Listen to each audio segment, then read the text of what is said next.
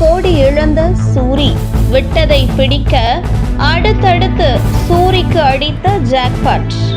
சமீபத்தில் விடுதலை படத்தில் பணியாற்றிய தொழிலாளர்களை கௌரவப்படுத்தும் விதத்தில் அந்த படக்குழு சார்பில் பார்ட்டி வைத்து கொண்டாடப்பட்டனர்.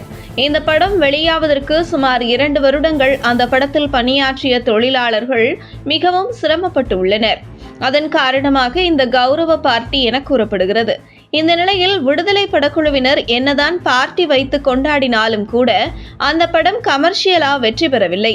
தயாரிப்பாளருக்கு குறைந்தது 40 கோடி ரூபாய் நஷ்டம் என்கிறது ஒரு தரப்பு. ஆனால் மற்றொரு தரப்பு, இந்த படம் தமிழ்நாடு அளவில் 42 கோடியும் உலக அளவில் சுமார் 70 கோடி ரூபாயும் வசூல் அடைந்துள்ளதாகவும் கூறப்படுகிறது. ஆனால் இதில் எது உண்மை என்று தெரியவில்லை. இருந்தாலும் விடுதலை பட தயாரிப்பாளர் அந்த படம் அவருக்கு பெரும் லாபத்தை ஈட்டி தராமல் நஷ்டத்தை கொடுத்திருந்தாலும் கூட அந்த படத்தில் நடித்த நடிகர் சூரியை கதாநாயகனாக வைத்து அடுத்தடுத்து 2 படங்களும், விஜய் சேதுபதியை வைத்து 1 படமும், மொத்தம் 3 படங்கள் தயாரிக்க இருக்கிறார். விடுதலை படத்தின் தயாரிப்பாளர் எல்டர் குமார் விடுதலை படத்தில் தான் அடைந்த நஷ்டத்தை அதே படத்தில் ஹீரோவாக அங்கீகாரம் பெற்ற சூரி மற்றும் விஜய் சேதுபதியை வைத்து சிறிய பட்ஜெட்டில் பெரும் லாபத்தை சம்பாதித்து விடலாம் என்று கணக்கு போட்டு இருக்கிறார். அதே நேரத்தில் விஜய் சேதுபதியும் அடுத்தடுத்து பிஸியாக இருந்தாலும் எல்டர் குமார் தயாரிப்பில் 1 படம் நடிப்பதற்கு ஒப்புக்கொண்டு விட்டதாக தகவல் வெளியாகிறது. அதே நேரத்தில் சூரி விடுதலை படத்தில் கமிட்டான பின்பே அவருக்கு பல கோடி நஷ்டம் என்பது சினிமா துறையில் இருப்பவர்கள் அனைவரும் அறிந்தது.